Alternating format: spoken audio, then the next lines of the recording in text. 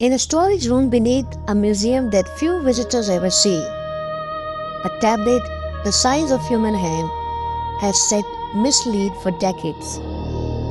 Its cuneiform is worn, its edge chipped by 4,000 years of silence. But translators who have studied it agree on one unsettling detail.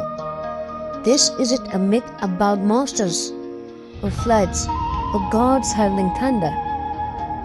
It's warning, and it's addressed to us. This is the story of what Enki, the god who served humanity once already, said we should truly be afraid of, and it isn't a death. Who was Enki? To understand the warning, you have to understand the god who gave it. In the Sumerian pantheon, the oldest religious system we have written record of, born in the marshland of southern Mesopotamia, over 5,000 years ago. Enki was the god of fresh water, wisdom, and creation. But more than that, he was humanity's one ally among the gods. When the other gods grew tired of humanity's noise and decided to wipe us out with flood, it was Enki who broke the divine oath of secrecy. He didn't mourn a prophet or a king. He whispered through the wall of a reed hut to a man named Atrahasis. Tear down your house, build a boat, save the seed of every living thing. Not out of sentiment, out of principle. Enki believed knowledge should never be hoarded, even from the doomed. This is the God who saved us, which is exactly why what he feared for us carries so much weight. According to the fragment, researchers have pieced together. Enki's warning wasn't given during the flood.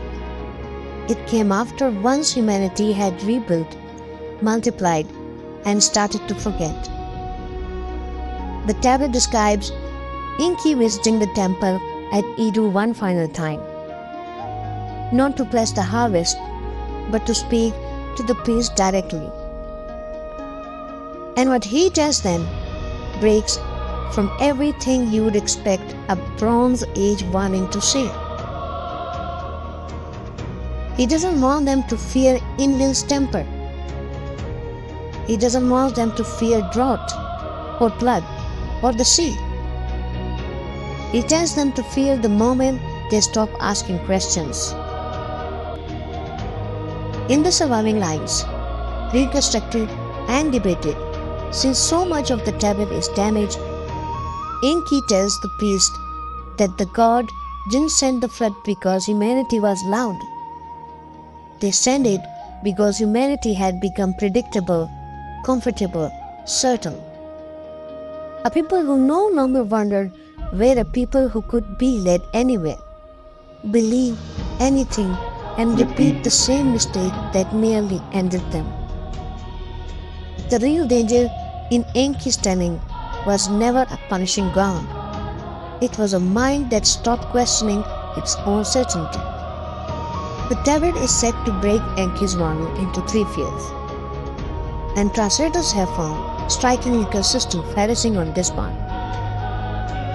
First, the fear of forgetting where you came from. Enki warns that a people who forget the flood, who forget how close they came to ending, will build the very condition for it to happen again. Second, the fear of false certainty. The tablet describes this as the sickness of the closed hand, a mind so sure of what it knows that it can no longer receive anything more. Enki, the god of wisdom, considered this as the most dangerous state a human could enter.